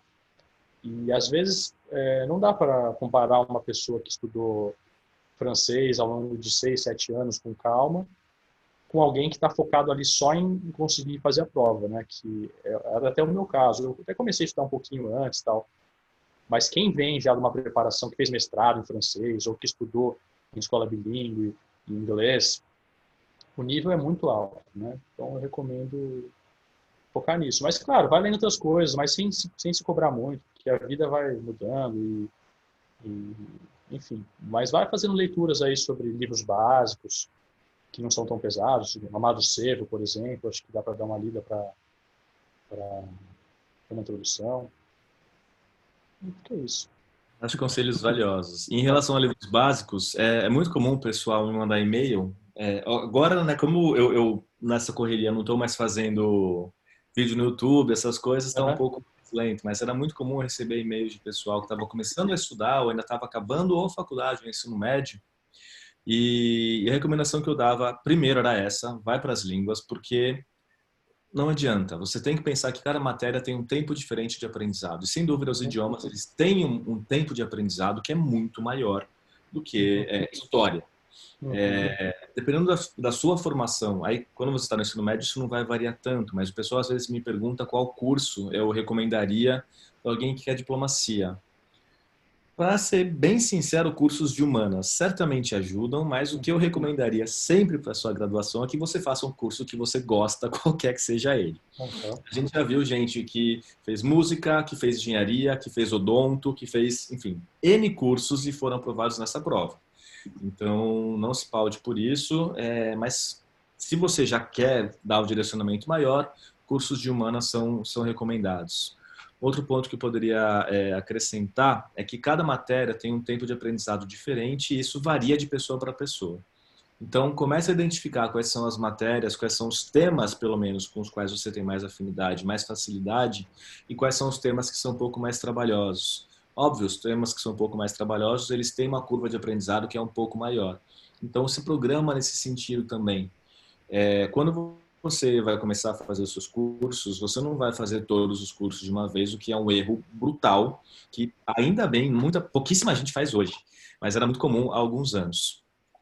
Então, tem que tomar esse cuidado também. E aí, quando você for escolher as matérias, pensa nas matérias que vão exigir um tempo maior de preparação, porque depois que você faz um curso inicial, você vai revisando. Quanto mais você revisa, mais a coisa vai ficando fácil, mais a matéria fica fresca na sua cabeça e mais você consegue lidar com esses conteúdos na prova. Então, também leve isso em conta. Em relação a matérias, muita gente perguntou quais são, e aí mais curiosidade mesmo, quais são as matérias ou a matéria que é mais difícil para você e qual é a matéria ou as matérias que você tem mais facilidade ou afinidade. Deixa eu só falar uma coisinha. Se você puder falar, antes de a gente encerrar o papo, eu gostaria de olhar aqui as perguntas que foram feitas e responder elas muito brevemente, 5 minutos, tentar responder todas as que faltaram, muito brevemente, cada uma. Beleza, pode deixar. Eu estou fazendo um apanhado dessas perguntas todas, mas não se preocupa, eu deixo esse tempinho para você. Eu ia sugerir isso mesmo. Tá, beleza, ótimo. Afinidade, olha, eu sempre gostei de todas as matérias. Eu lembro que eu tinha muita dificuldade com economia no começo. Era uma matéria que eu sentia que era mais difícil do que as outras. Eu lembro que eu lia os livros de história da política econômica brasileira. Nossa, era dificílimo, denso, me dava um sono. Era uma coisa que eu sentia que era realmente difícil. Mas eu gostava de economia também no começo. Não sei se eu tenho uma afinidade maior. Claro, a minha afinidade maior sempre foi com língua portuguesa, né? Escrita, redação. Foi onde eu me destaquei, né? No ensino médio, na faculdade, no vestibular. Minha redação foi escolhida lá como uma daquelas da FUVEST, né? Que são escolhidas. Então, eu sempre gostei muito dessa coisa de escrever. Eu nunca achei que eu escrevesse muito bem, mas ao longo da vida as pessoas foram me falando que eu escrevia bem, os professores. E aí eu sempre comecei a ver que eu queria aprofundar isso. Eu tinha um blog quando eu era adolescente, escrevia um blog, fazia umas piadas e tal. Então essa era a matéria que eu tinha mais afinidade mesmo, que eu tenho, né? A redação, a prova de português. Sempre foi a prova também que eu olhei e falava, nossa, essa é uma prova legal, assim, uma prova que realmente eu quero conseguir fazer bem, porque é uma prova que simboliza muito, talvez, a parte mais idealizada do concurso, da carreira diplomática, né? Uma prova que pergunta sobre literatura, que pergunta sobre comida desse ano, que fala dos nossos maiores autores, do Guimarães Rosa, do Roberto Costa Silva, enfim, é uma prova que tem uma beleza, né? Tanto no TPS também, né? O TPS também cai uns textos muito, muito legais, cai uns textos literários incríveis, então sempre foi uma prova que nos fez brilhar mais os olhos, digamos. Mas sobre afinidade, eu acho que tem muita coisa legal no concurso, nada me incomodava muito, não. Beleza. Tem perguntas de duas matérias em especial aqui. Primeira delas... só uma pergunta rápida.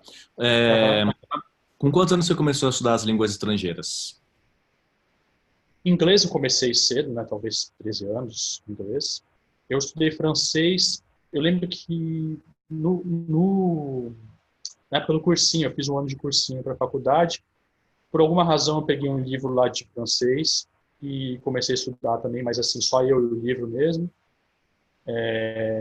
Ao longo da faculdade, eu tive a oportunidade de ficar um mês na França, então eu estudei um pouquinho lá também, e também espanhol. Quando eu tinha 19 anos, eu estudei um pouco. Basicamente foi isso, mas meio picotado, assim, nada muito focado no que precisaria depois do concurso, né, que é gramática, realmente escrever. Acho que é importante lembrar isso. O concurso ele pede que você escreva nessas línguas, né? Então, o estudo para escrever é um estudo diferente dos outros estudos que você vai ter, sei lá, numa escola como a cultura inglesa, por exemplo, onde eu havia estudado. Escrever é bem difícil e tem as suas necessidades de treino, né, específicas, mas também tem a vantagem de que você não precisa saber falar bem, né? Então, enfim, foque em escrever, sabe? Faça cursos só focados nisso. Rep, você tinha o hábito de ler literatura na adolescência e durante a preparação? Era um dos hobbies que você cultivou ao longo desse processo aí? Sim, eu desde cedo eu peguei um pouco o hábito de leitura com fases de mais ou menos intensidade.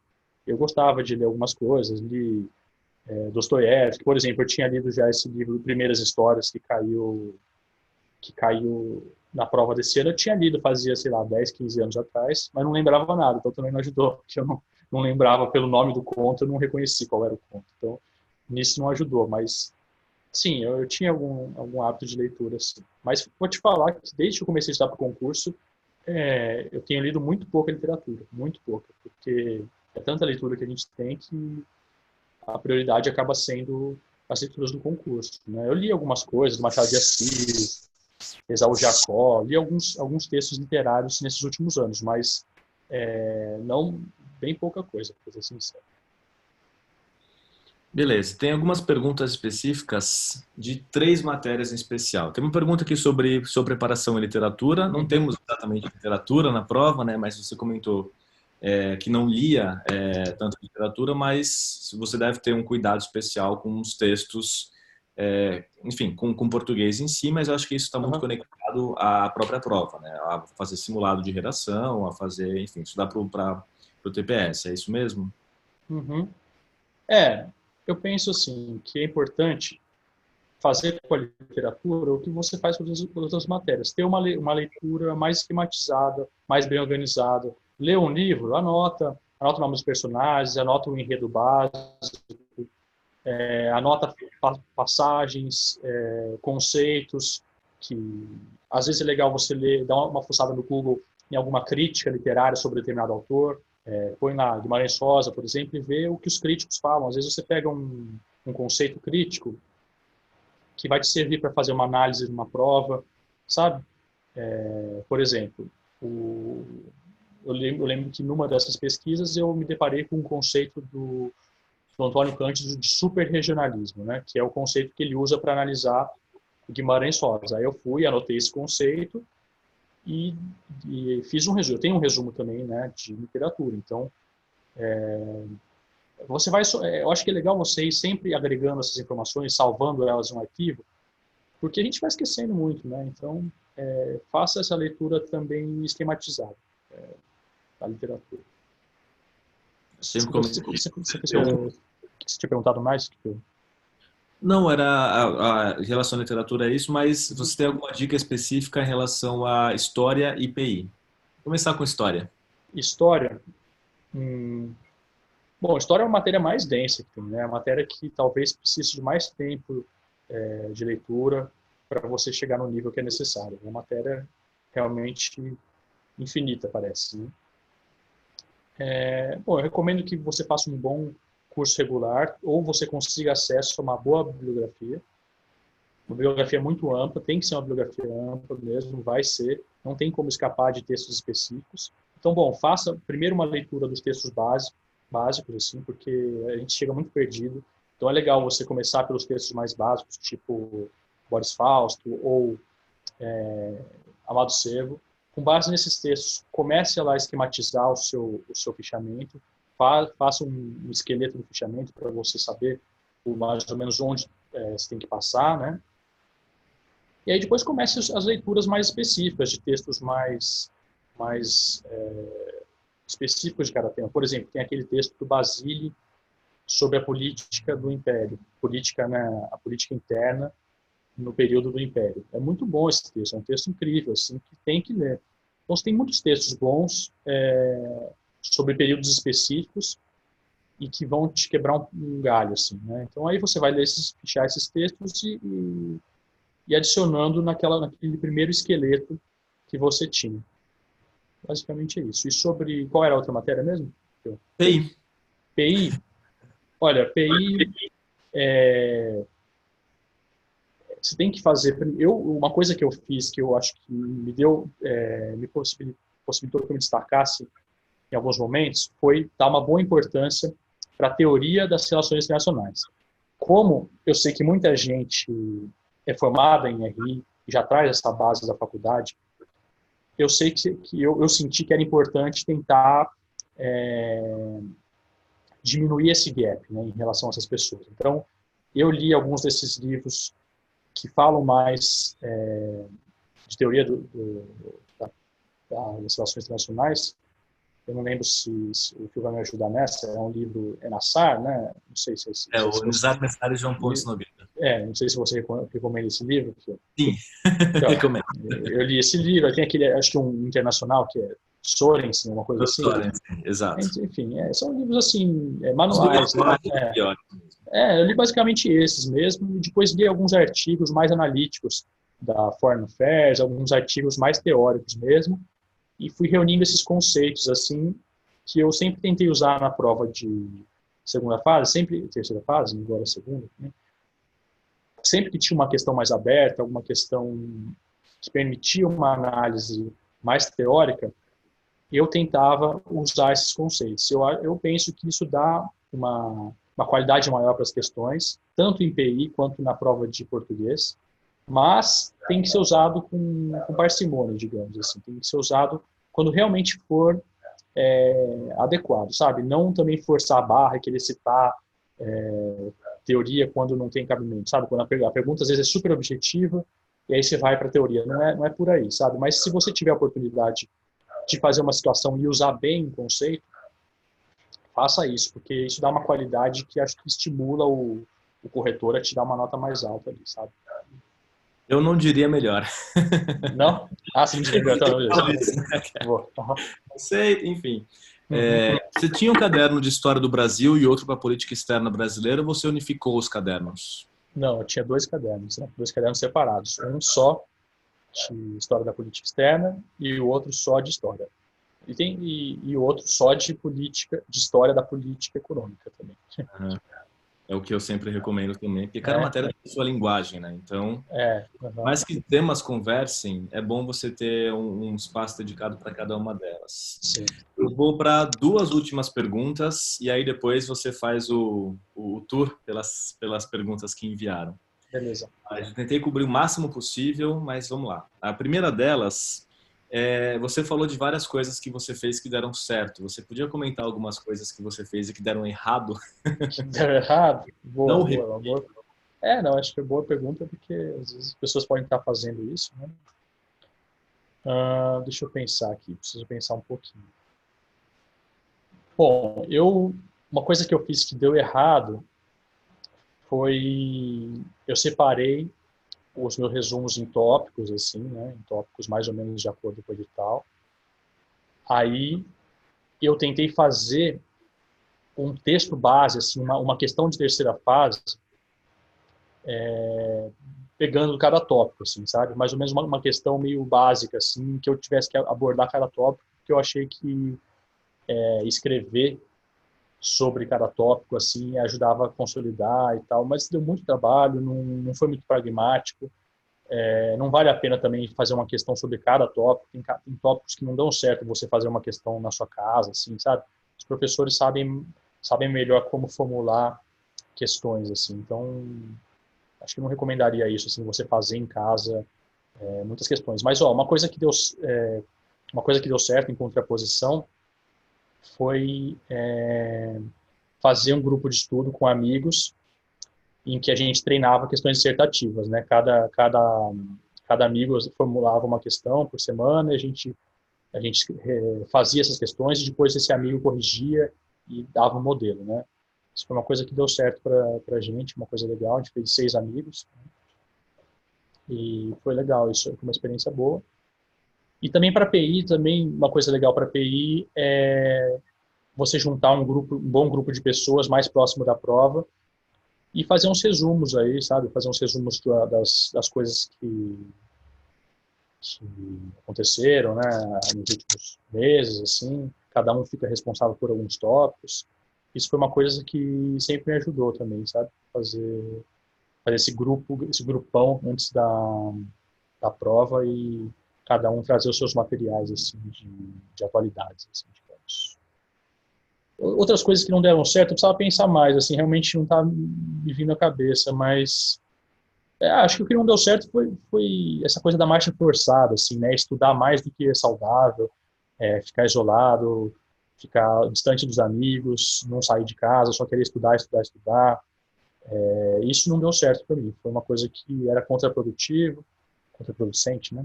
E não, não faria de novo assim, não. Acho que é bom você ter um estudo mais ponderado, assim, mais equilibrado.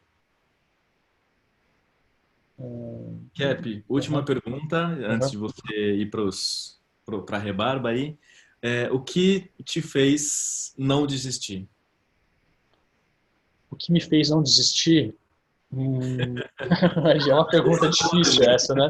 É uma pergunta difícil. Sinceramente, é querer mesmo. Eu queria muito isso. Não, vou ser sincero, assim, ao longo do processo, a sua visão do concurso, da profissão, elas vão mudando, né? Você começa o processo com uma visão mais idealizada, mais ingênua, talvez, mais rasa do que é a profissão e do que é a concurso também, né? Do que é tanto o concurso do que é a profissão do diplomata, né? E ao longo do tempo você vai sendo mais realista do tempo que você precisa para estudar, o seu nível, o quão distante você está daquilo, que mais? Sobre a carreira também você começa a ter amigos que passaram, os amigos vão contando e você vai acompanhando mais também, você vê que você não vai ser a pessoa que vai conseguir promover a paz da Palestina no seu primeiro ano de carreira, né? Você realmente vê que é uma carreira que tem a sua hierarquia muito rígida, uma carreira burocrática também, que está sujeita às tendências de cada governo. Às vezes você vai ter que fazer coisas com as quais você não concorda, né? Então todas essas percepções vão sendo adquiridas ao longo do processo. E aí você tem que ver se o seu desejo de seguir essa carreira ele estava se ele também se reconstrói, né? Se ele se adequa a essas novas percepções. Os meus o meu interesse, a minha persistência se manteve, se readequou à minha nova percepção sobre o concurso, né?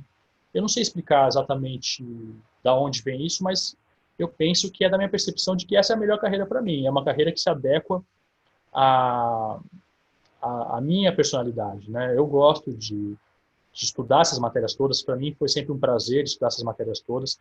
Elas correspondiam mais ou menos à minha visão do que é ter uma formação ampla, embora não absorvam tudo, porque eu ainda penso em estudar outras coisas, filosofia me interessa, literatura, enfim. Mas eu sempre gostei de estudar essas matérias, sempre senti que eu estava adicionando algo à minha formação pessoal. Eu gosto também dessa coisa de viajar, eu sou uma pessoa que tem uma personalidade mais dinâmica, de conhecer coisas novas, de estar sempre interessado em novidades, assim. Então, eu penso que isso tem a ver comigo, né? Basicamente é isso. E também um investimento, né? Se depois que você faz um investimento alto e você sente que está próximo daquilo, faz menos sentido abrir mão, no meu caso, assim, né? No terceiro ano de formado, no terceiro ano de estudo, eu passei para o TPS. E aí passei, né, no TPS e nesse ano eu já fiquei mais ou menos próximo, né? Eu fiquei em 60º, né? 60 mais ou menos. Então eu senti que com um pouco mais de estudo dava para chegar lá, né? Então tem a ver com isso também, o tanto de investimento que eu fiz. Mas também eu recomendo que não se pense muito assim nos investimentos, né? Um outro conceito de economia que a gente aprende é o de custo afundado, né? Se eu não me engano, investimento afundado, enfim. Quando a gente gastou um dinheirão e não é por isso também que a gente vai se manter numa coisa que não faz mais sentido para a gente, né? Mantenha-se naquilo porque você quer realmente, porque é a melhor carreira para você, porque você está sentindo que você está chegando lá. Não se mantenha porque você investiu já muito dinheiro e agora não dá mais para voltar atrás, ou porque o seu ego vai se sentir muito fragilizado, ou alguma coisa assim, né? Continue nesse caminho pelas razões corretas, né? Pense nisso, assim. Beleza. E, Cap, você usou algum podcast durante a preparação? Você escutava algum podcast com o objetivo de te ajudar na preparação? Não, é, sinceramente, podcast é uma coisa mais recente um pouco, né? 2 anos, eu digo, sei lá, que agora todo mundo começou a escutar mesmo, assim, podcast. Então, eu também não sou uma pessoa tanto de podcast. Às vezes, podcast me irrita pela falta de objetividade, sabe? Eu sei. Nem todo, assim, porque, na verdade, ó, eu sou uma péssima pessoa para recomendar podcast, porque eu realmente não tenho essa experiência dos podcasts dedicados ao concurso, assim, que realmente abordam temas do concurso. Se você sentir que é objetivo, que funciona bem para você, vai fundo, assim. Acho que para línguas também é legal, pode ajudar você manter, né, as línguas frescas na cabeça. Para francês é legal também. Mas a minha experiência no podcast é de que não é muito objetivo, assim. Então, eu não usei muito, não. Beleza. Quer dar uma olhada nas perguntas que fizeram, ver se tem alguma coisa que você ainda quer comentar? E enquanto você dá Vou uma olhar olhada aqui. aí, eu vou... Para todo mundo que está assistindo, eu vou deixar aqui meu contato também. Se vocês quiserem mandar qualquer pergunta relativa não só à API, que é a matéria que eu leciono, mas, como eu comentei aqui, e Cap bem sabe, a gente estava junto nesse caminho um tempo, eu estou envolvido com a preparação de alguma forma desde 2011. Então, eu conheço um pouco dessa preparação, não só pelo política internacional, mas também em relação ao concurso de forma geral. Tanto é que, algum tempo atrás, quando eu estava um pouco mais organizado e mais dedicado só para o concurso, eu fiz alguns vídeos sobre técnicas de estudo, sobre como se preparar de forma mais ampla, sobre...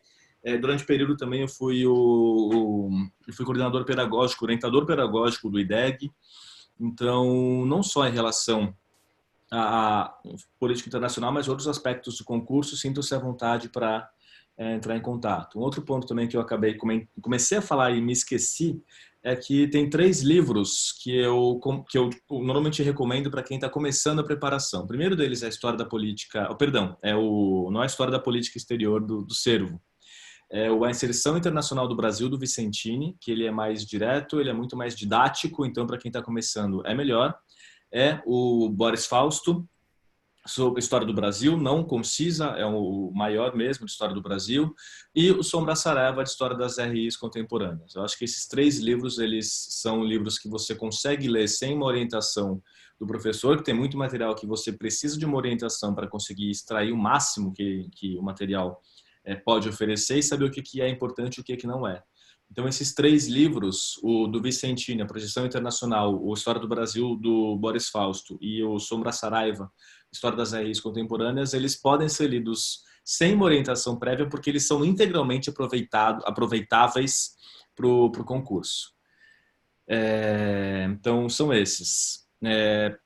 Bom, vai lá, Cap.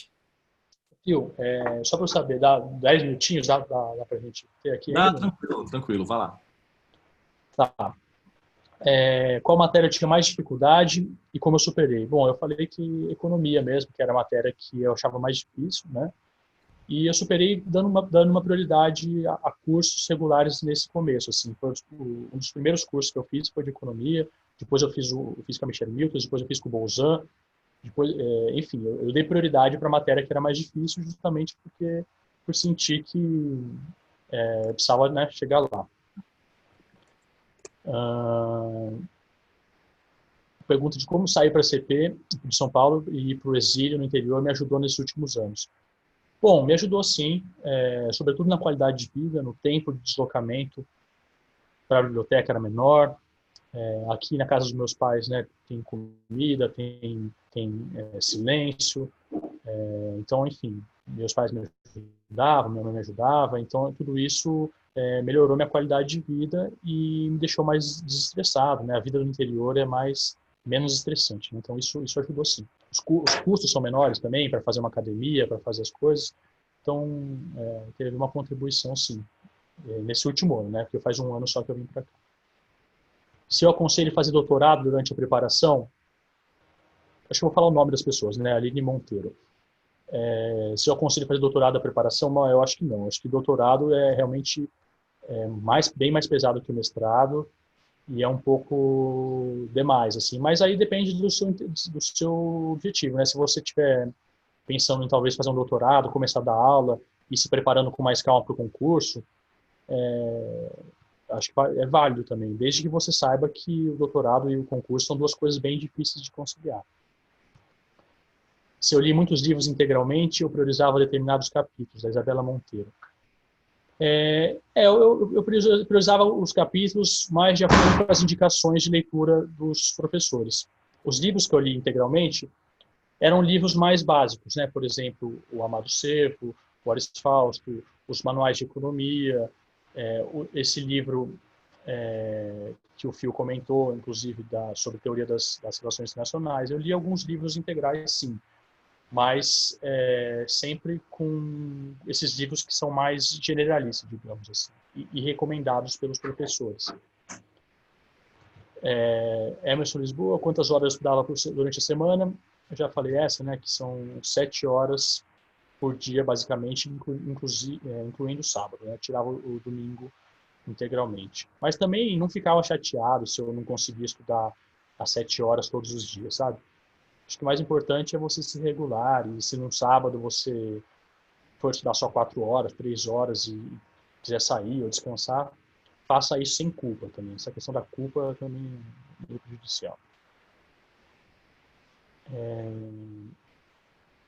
Eu tô olhando aqui as outras questões para ver o que eu não respondi, né?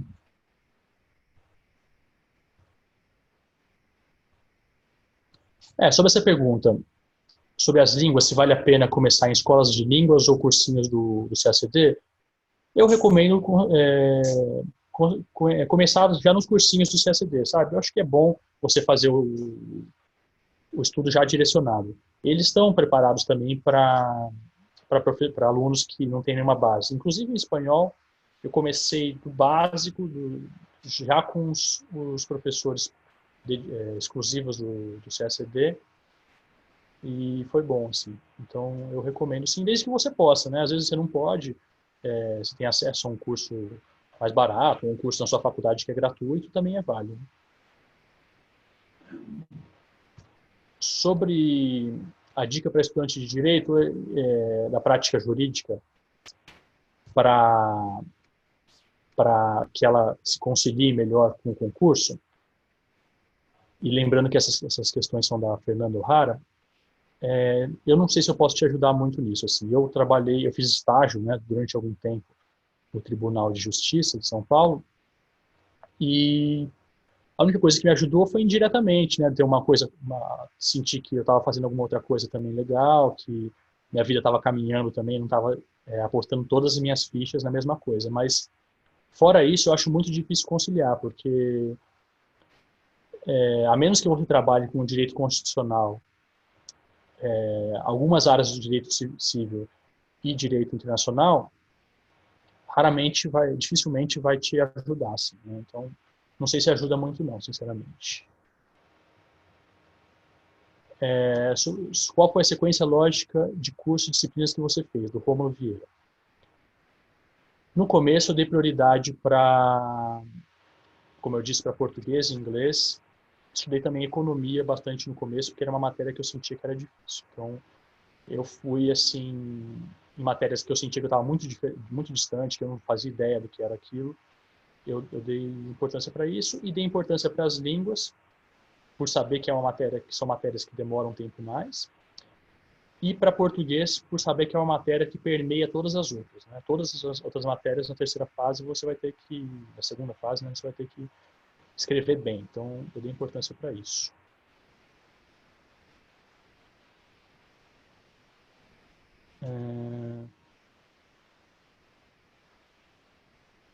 Acho que estou descendo aqui, as outras eu respondi todos.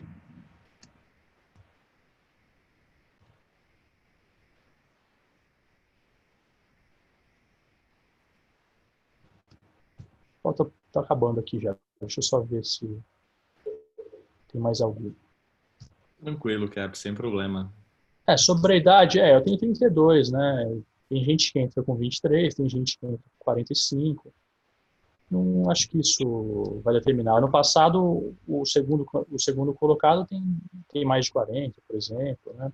Uhum. Claro, você vai entrar num momento diferente da carreira, a carreira vai ser um pouco distinta, mas se esse é o seu objetivo, esse é o seu sonho, né? Vai fundo, né? Antes tarde do que nunca e também tem muitos anos pela frente aí, até a gente se formar já vão ter feito várias reformas da Previdência, só vai poder se aposentar com 90 anos. Então,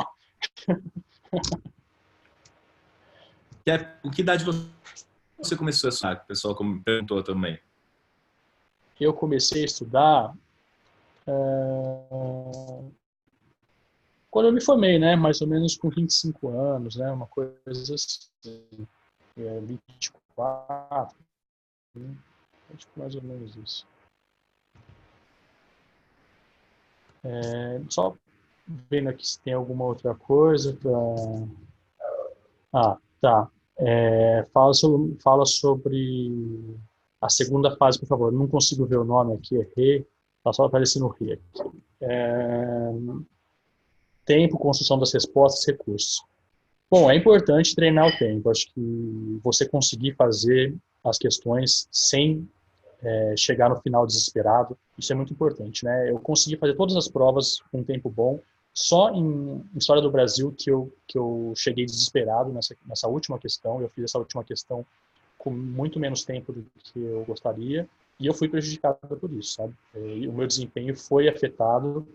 Então não adianta você fazer as 3 primeiras questões super bem feitas, no máximo do seu potencial, e a última você fazer ela muito mal, sabe?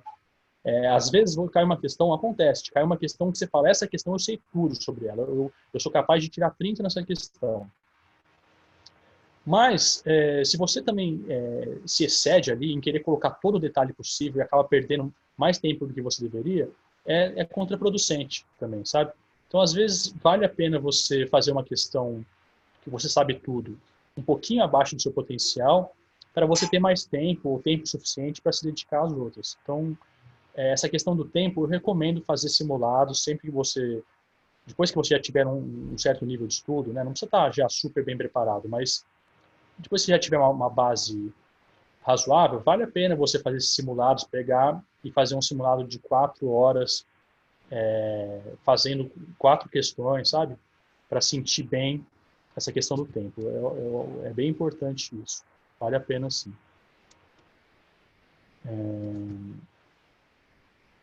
Sobre a construção das respostas, bom, eu fui muito objetivo.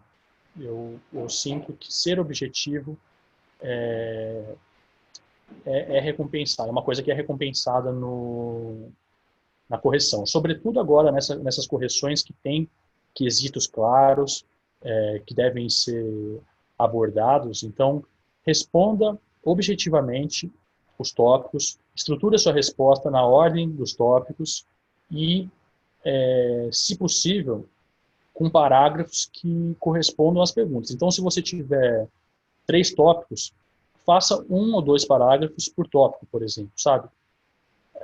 A introdução e a conclusão, quando elas não responderem objetivamente ao que foi perguntado, não esquente muito com isso, sabe?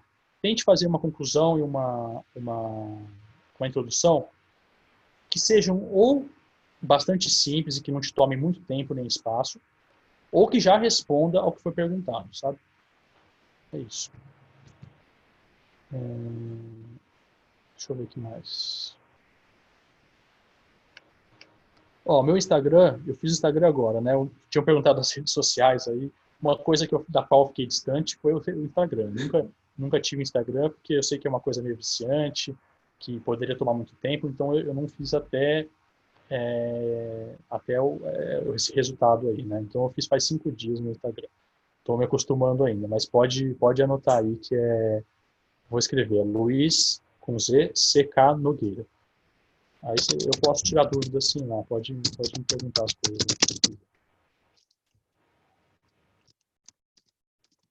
Escrevi aí Estou na te seguindo. mensagem. Tá, Já está boa. seguindo. Aê, boa. Tem uma foto. Tem uma foto só, e eu não pretendo também usar muito, assim, acho que não é meu perfil usar muito, assim. Tomem cuidado aí com rede social em excesso. Eu falava isso do Twitter, no fim, estou usando bem mais o Twitter daquilo que eu jamais É, pensei em usar. eu acho que tem que achar um equilíbrio, assim, não acho legal também se isolar totalmente de rede social, não. Acho que é bom para espairecer, para manter contato com os amigos, para marcar as coisas, sair de casa. Ao mesmo tempo é meio perigoso também, né? Então, usem com equilíbrio. Se é uma dica. Acho que tem mais Beleza. alguma coisa aí que alguém fiquei de responder, deixei de responder alguma coisa importante que alguém tenha perguntado. Se quiser mandar uma última pergunta aí, alguma coisa, fique à vontade. Instagram, Cap. Deixa eu... Eu já passei esse aqui. Ah, que você Ah, mandou... Pode deixar, já passo para todo mundo. mandei para o Fio, eu estou mandando errado. Pronto. Tá, desculpa. Isso. Sim, para quem chegou agora ou para quem perdeu o começo, está sendo gravado o bate-papo e todos os bate-papos dessa semana vão estar disponíveis lá no site do IDEG. Então, se alguém precisar, estou falando da lista de livros, lista de livros essencial, eu acho que esse é um tópico um pouco delicado, né, Cap? Porque é muita coisa a lista de livros e, em geral, os É, professores eles orientam um pouco mais. O que eu recomendaria para você, Emerson, é mandar e-mail para os professores perguntando algumas recomendações básicas para cada matéria. Eu acho que acaba sendo é, mais fácil. E aí, claro, só você entrar no site do IDEG, vai ter o contato nosso. Pode mandar direto para mim, que eu passo essas recomendações iniciais que eu comentei e alguma coisa de política internacional também. Eu até tenho um vídeo que eu gravei há algum tempo lá no YouTube sobre leituras básicas de política internacional. Mas é isso. é. Aproveitem o contato que vocês têm. Claro, aproveitem esses bate-papos. Ontem já teve, né, o primeiro. Hoje está com o Cap. Temos até sexta-feira. Na quinta-feira eu vou estar de novo mediando aqui uma conversa com a Bruna.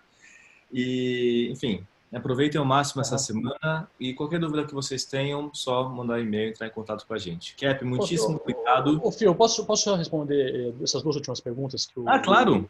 que o Eu não tinha Gustavo visto. falou? Fala aí. Duas perguntas sobre recursos. Bom, recursos eu acho que seja muito objetivo, assim, sabe? Cite exatamente a linha do que você está falando, estou falando isso, está na linha tal, mas seja breve, seja objetivo. A sua linguagem no recurso, eu acho que contribui para você ter sucesso, sabe? Se você for objetivo, respeitar o corretor, eu já fiz recursos de todo tipo, né? Então, os que deram mais certo para mim foram esses, assim. Respeite o corretor, não tente enrolar muito ele, não tente fazer um texto imenso, que não é isso, ele não vai nem ler também, eu acho. Então, seja objetivo e direto. Seria isso sobre os recursos. E Sempre sobre a caligrafia, a caligrafia eu acho importante sim, viu? Eu penso que caligrafia é importante, mas não muito também. Minha letra não é boa, não, e mesmo assim eu consegui tirar boas notas. Mas é legal, eu peguei, alguns momentos baixei na internet uns exercícios de caligrafia básicos, imprimi e fiz lá, você fica fazendo XXX, VVV, MMM, fica fazendo isso assim várias vezes, né? São os exercícios básicos e é bom assim treinar, sobretudo quando você faz uma questão mais corrida, né? Aquelas questões de história do Brasil ou de PI que são de 90 linhas, nessas às vezes ou de 60 com menos tempo, nessas às vezes a letra fica muito ruim. Então vale a pena treinar caligrafia, mas também com ponderação também, sabe? Não precisa também exagerar, porque todo mundo tem a letra feia, todo mundo faz rasura. Na posição de quem corrige as questões, o que eu posso dizer é, você não tem que ter uma letra maravilhosa, você tem que ter uma letra legível. Se sua letra tem problemas de legibilidade, aí você tem que lidar Aham, com a caligrafia. Ou não é letra bonita, é letra que dê aham, para entender. Eu falo isso porque é raríssimo eu pegar alguém que tem problemas de fato de caligrafia, e isso são aham. centenas e centenas de candidatas e candidatos que eu, enfim, ao longo desses anos acabo auxiliando. Então, é legibilidade, esse é o ponto central. Em relação a fazer a prova, em relação a recursos, lembrem-se, na hora de fazer a prova, facilitem a vida do examinador. Deixem tudo muito claro, sejam diretos, precisos, não fica rodeando, não fica, enfim. Precisão é algo que o Cap ouviu muitas vezes Aham. comentando. Eu falo que meu grande trabalho como professor de política internacional na segunda fase agora, né, nas fases avançadas, é simplesmente pegar a questão e falar, respondam o que está sendo pedido. É isso, grande parte do meu trabalho é isso. Não se esqueçam. Mais algum Isso aí. comentário? Não, escutem os professores aí, porque a gente é candidato, né? A gente tem uma visão de candidato, né? E os professores têm uma visão de acompanharem muitos candidatos. Então, Mas, Cap, você foi muito preciso nos suas recomendações, nos seus conselhos. Então, obrigado. em nome de todos também, em nome de, claro, essas conversas acabam facilitando muito a nossa vida enquanto professor. Agradeço demais pela sua disponibilidade, agradeço a todos e todas que estão aqui assistindo o vídeo com a gente. E lembrando que o vídeo vai estar disponível, todas essas bate-papos vão estar disponíveis no site do IDEG ao longo dessa semana. E qualquer dúvida, é só entrar em contato com a gente. Tá, muito Bom, obrigado, gente, pelo interesse. Espero que eu tenha ajudado vocês de alguma forma. E se precisarem, vocês mandam uma mensagem lá no Instagram, qualquer coisa. Tá bom? Valeu, Fio. Obrigadão aí.